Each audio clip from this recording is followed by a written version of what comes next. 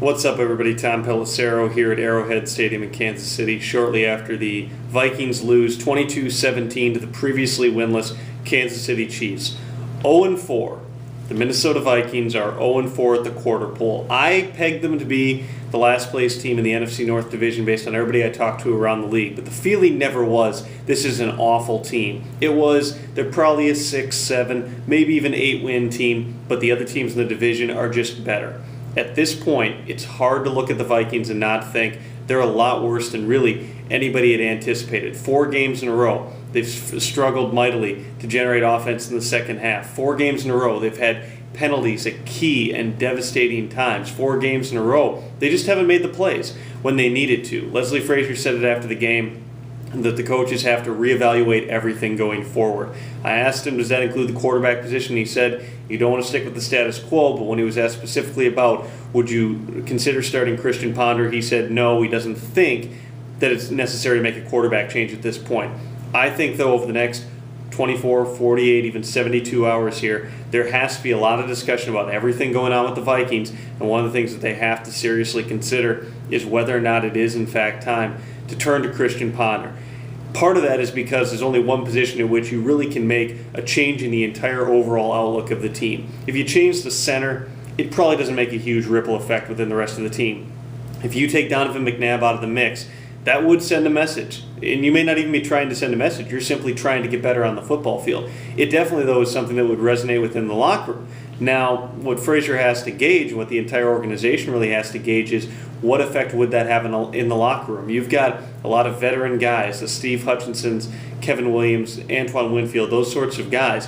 What would they think, and what would the message be that they would be getting out of going to the rookie quarterback? Not that those guys wouldn't play hard, and not that necessarily those guys are the future of the franchise, but at the same time, you don't want to go into a situation where you look like 4 games into your career as the full-time head coach, as Leslie Frazier is now, you're going to be making quick knee-jerk reactions. At this point, though, I don't think it's a knee-jerk reaction. You look at the raw numbers, McNabb was 18-30 today, 202 yards, 2 touchdowns, 1 interception, and 88.5 rating. Those aren't awful numbers. But you have to look at the entire body of work. You have to look at the inaccuracy of McNabb. You have to look at the failure of the offense to function. You have to look at the continued broken plays that we saw a couple of today. There's just a lot of warning signs. And also, bottom line, the team is 0-4. McNabb is on a 1-year, $5.05 million contract. He's not going to be here beyond this season. You have 12 games left, and on some level, you need to evaluate Christian Ponder and find out what you have with him. There were a lot of people around the league that I talked to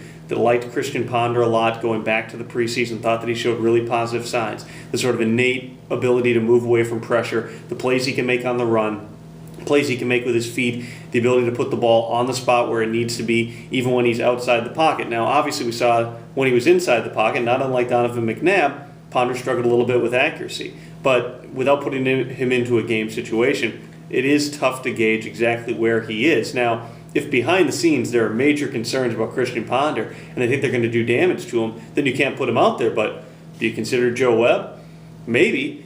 You're also rolling forward now with an offensive line that continued to hemorrhage pressure today. Left tackle Charlie Johnson suffered an injury late in the game, didn't finish, so you wonder, is he going to be out there? Are they turning to Patrick Brown? Charlie Johnson certainly hasn't been a world beater, but he's probably been better than Patrick Brown can be at this stage. You have to consider all these factors together. Also the fact that Christian Ponder, you're still believing, is eventually going to be the face of the franchise if he comes out into a scenario where you're at home next week against Arizona and you're 0-4 and things start off badly and the boos come down. Do you do damage to the guy? You have to weigh all those things. And I'm sure also up in the front office, particularly in the owner's office, you have to be looking at 6,000 plus unsold seats for next week's game against the Arizona Cardinals at the Metrodome and thinking as you're in the middle of a stadium push, a blackout could be a really detrimental thing in terms of public opinion.